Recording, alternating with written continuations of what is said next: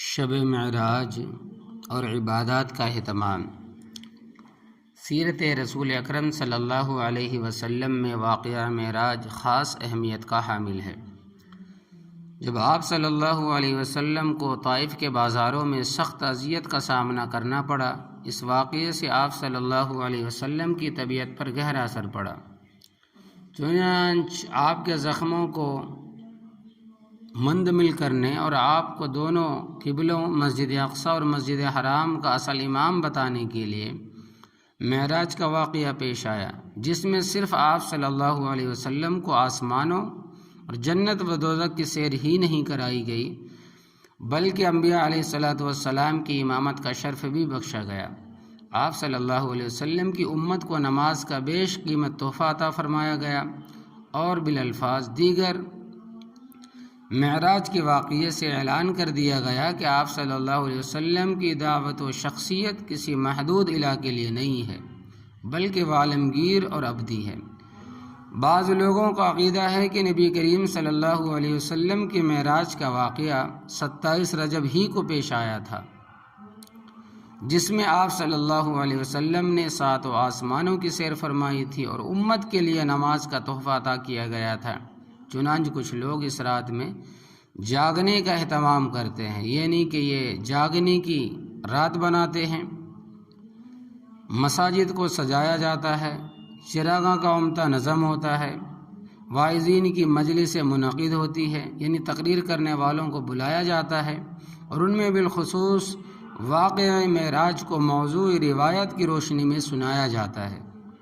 اس کے علاوہ مرد و زن کا، عورتوں مردوں کا اختلاط عام ہوتا ہے، ملنا جلنا عام ہوتا ہے، جس کے نتیجے میں پیدا ہونے والی برائیاں موجودہ دور میں کسی سے ڈھکی چھپی نہیں ہے۔ حیرت کی بات ہے کہ شب معراج کی تاریخ کے متعلق سیرت نگاروں کا کوئی حتمی فیصلہ نہیں ہے، بلکہ اس سلسلے میں متعدد اقوال ملتے ہیں، لیکن اس کے باوجود ایک بڑی تعداد نے اپنی جانب سے ایک تاریخ متعین کر رکھی ہے۔ پھر اس میں ایسے اعمال بھی واضح کر لیے گئے جن کا نبی کریم، صحابہ کرام رضی اللہ تعالیٰ عنہ اجمعین سے کوئی ثبوت نہیں ہے۔ جبکہ شب معراج کا واقعہ پیش آنے کے بعد کئی سال تک آپ صلی اللہ علیہ وسلم باحیات رہے۔ شب معراج کے متعلق مالکی مسلک کے عالم امام خطاب رعینی مالکی طرابلسی رحمۃ اللہ لکھتے ہیں کہ واقع معراج کی تاریخ کے سلسلے میں اختلاف ہے، اور صحیح بات ہے کہ یہ بات ربیع الاول کے مہینے میں پیش آئی۔ شب معراج کے متعلق صرف ایک یہی قول نہیں، بلکہ سیرت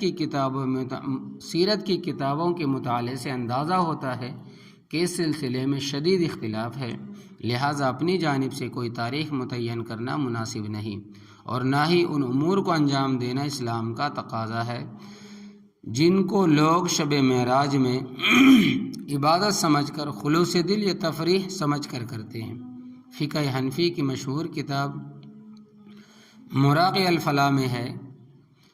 کہ اور اس طرح کی راتوں میں اکٹھا ہونا مکروہ ہے، خواہ وہ اجتماع مسجد میں ہو یا کسی اور جگہ پر، اس لیے کہ یہ نہ ہی نبی کریم صلی اللہ علیہ وسلم کے عمل سے ثابت ہے اور نہ ہی ان کے صحابہ کرام رضی اللہ تعالیٰ عنہ اجمعین سے ثابت ہے۔ اسی طرح ہزاری اور لخوی روزہ، بعض لوگوں کا یہ بھی خیال ہے کہ 26 اور 27 رجب کو روزہ رکھنے کا غیر معمولی ثواب ہوتا ہے۔ 26 رجب کو ہزاری روزہ کا ثواب یعنی 1000 روزوں کے برابر، اور 27 رجب کو لکھی روزہ کا ثواب یعنی کہ 1,00,000 روزے کے برابر ہے۔ عوام کے نزدیک اس روزے کی اہمیت اور اس سلسلے میں اس کے اہتمام کا اندازہ اس بات سے لگایا جا سکتا ہے کہ بعض علاقوں میں ان تاریخوں میں عام طور پر منڈیوں میں پھلوں کی بسا اوقات کمی بھی واقع ہو جاتی ہے، کیونکہ اکثر روزہ دار فر وغیرہ ہی سے افطار کرتے ہیں۔ روایت میں اس قسم کے کسی روزے کا ذکر نہیں، یہ لوگوں کی خود ساختہ باتیں ہیں، خود بنائی ہوئی باتیں ہیں، اور در حقیقت شیطان کا ایک بہکاوا ہے تاکہ لوگ زیادہ سے زیادہ ثواب کی باتیں سن کر حقائق سے واقف ہوئے بغیر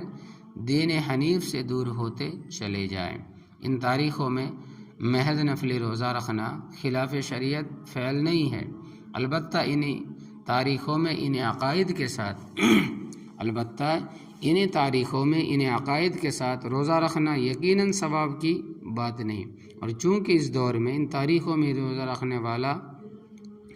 انہی عقائد کا حامل شمار کیا جاتا ہے، اس لیے مناسب یہ ہے کہ ایسے موقع پر احتیاط سے کام لیا جائے اور ایسا کوئی کام نہ کیا جائے جو اہل بدعت کے لیے سند جواز فراہم کرے۔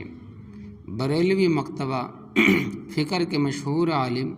مولانا امجد علی رضوی رحمۃ اللہ علیہ اپنی کتاب بہار شریعت میں لکھتے ہیں کہ ان روزوں کے رکھنے میں مذائقہ نہیں، مگر یہ جو ثواب کے متعلق مشہور ہے اس کا ثبوت نہیں ہے، یعنی کہ یہ جو انہوں نے باتیں پھیلائی ہوئی ہے کہ ان